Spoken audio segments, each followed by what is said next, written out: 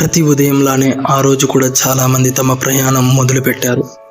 ఎవరు ఆఫీసుకి, ఎవరు కాలేజీకి, ఎవరు బజారుకి, ఎవరికి ఊహ కూడా లేదు ఆ ప్రయాణం వారి చివరి ప్రయాణం అవుతుందని. చేవెళ్ళ రోడ్డు రద్దీగా ఉండే మార్గం.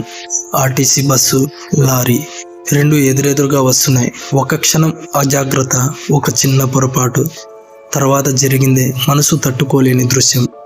భారీ శబ్దంతో ఢీకొట్టుకున్న వాహనాలు, అతుక్కుపోయిన ఇనుపు ముక్కులు, గాజు తుక్కలు, ఆ రోడ్డంతా మృత్యు ఛాయతో నిండిపోయింది.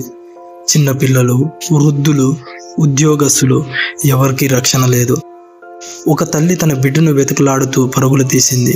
ఒక కుమారుడు తన తండ్రిని బస్సులో గుర్తుపట్టలేక కన్నీరు కార్చాడు. అతని చేతిలో ఉన్న చిన్న టిఫిన్ బాక్స్ నేల మీద పడి ముక్కలైంది. అది కేవలం టిఫిన్ బాక్స్ కాదు, ఒక కుటుంబం చీలిపోయిన గుర్తు.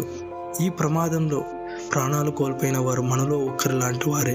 ఒక సాధారణ రోజు, ఒక సాధారణ ప్రయాణం. కానీ ఆ క్షణం విధి వేరేలా రాసింది. సమాచారం తెలిసిన వెంటనే పోలీసులు, అగ్నిమాపక సిబ్బంది సంఘటనా స్థలానికి చేరుకున్నారు. ప్రాణం కోసం పోరాడుతున్న వారిని కాపాడేందుకు అన్ని ప్రయత్నాలు చేశారు. అయినా కొంతమందిని రక్షించలేకపోయారు. ఆ రాత్రి ఆసుపత్రి బయట కూర్చున్న కుటుంబాలు ఒక మాట మాట్లాడలేకపోయాయి. మనం చాలాసార్లు ఇలాంటి వార్తలు వింటాం, కానీ ఈసారి హృదయాన్ని కలిసివేసింది.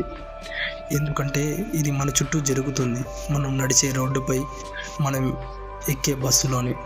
డ్రైవర్లు, ప్రయాణికులు, మనందరం ఒక క్షణం ఆగి ఆలోచించాలి. వేగం కన్నా ప్రాణం విలువైనది.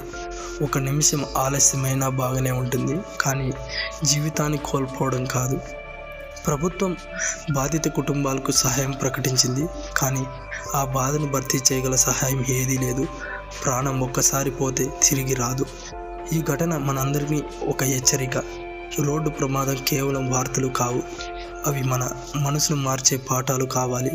మనం రక్షితంగా ఉండాలి. ఇతరులను రక్షించడం మన బాధ్యత. చేవెళ్ళలో జరిగిన ఈ దుర్ఘటన ప్రాణాలు కోల్పోయిన అందరికీ మనమంతా ఒక్క క్షణం నిశ్శబ్దం పాటిస్తాం. వారి ఆత్మలు శాంతి చేకూరాలని పరమశివుణ్ణి ప్రార్థిద్దాం.